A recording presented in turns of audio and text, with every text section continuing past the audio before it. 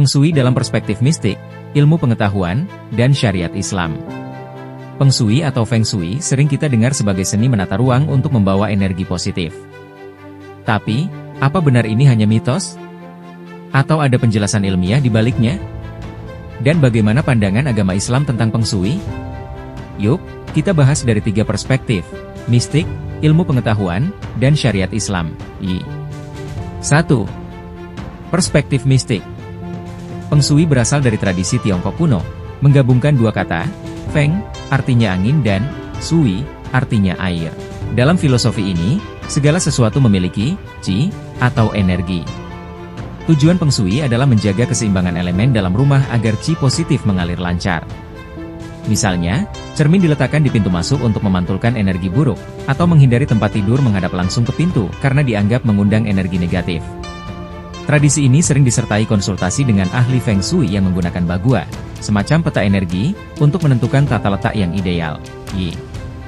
Tapi, apakah Feng Shui ini sekadar kepercayaan kuno, atau ada dasar logisnya? 2. Perspektif ilmu pengetahuan. Secara ilmiah, ada beberapa konsep Feng Shui yang bisa dijelaskan logis. Cahaya dan ventilasi. Feng Shui menekankan pentingnya cahaya alami dan udara segar. Ini selaras dengan prinsip kesehatan modern, di mana cahaya dan ventilasi baik meningkatkan mood dan kesehatan fisik. Dekorasi simetris. Tata ruang yang rapi dan seimbang secara psikologis memang menciptakan perasaan nyaman. Penataan ini sering direkomendasikan oleh desainer interior. Tanaman di rumah Feng Shui menganjurkan menaruh tanaman hidup untuk membawa energi positif. Ini sesuai dengan penelitian bahwa tanaman bisa menyerap polutan dan menurunkan stres. Namun, unsur mistis seperti arah keberuntungan atau warna tertentu untuk menarik rezeki sulit dibuktikan secara ilmiah. Disinilah Feng Shui mulai bertemu batas logika. Lalu, bagaimana Islam melihat konsep ini? 3. Perspektif syariat Islam. Dalam Islam, kepercayaan bahwa tata letak rumah bisa menentukan keberuntungan atau nasib bertentangan dengan tauhid, yaitu keyakinan bahwa hanya Allah yang mengatur segalanya. Dalil Al-Quran dan Hadis.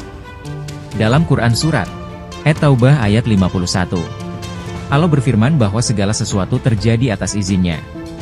Rasulullah juga melarang kepercayaan kepada tathayur atau tahayul. Ada penataan rumah. Meski begitu, Islam menganjurkan kebersihan, kerapian, dan suasana yang nyaman di rumah. Ini sesuai dengan tujuan praktis Feng Shui. Kesimpulan Islami. Jika Feng Shui dipakai sekadar untuk tujuan estetika atau kesehatan, misalnya memilih tata letak yang memaksimalkan cahaya dan udara segar, itu tidak masalah. Namun, jika sampai mempercayai bahwa arah tertentu bisa menentukan nasib, itu tidak diperbolehkan dalam Islam. Jadi, Feng Shui adalah perpaduan unik antara tradisi, logika, dan spiritualitas. Dari perspektif Islam, selama kita tidak melibatkan kepercayaan pada hal-hal mistis dan fokus pada manfaat praktisnya, ini masih bisa diterima. Semoga konten ini menambah wawasan, ya. Kalau kalian punya pengalaman atau pendapat soal Feng Shui, tulis di kolom komentar. Jangan lupa follow untuk konten menarik lainnya.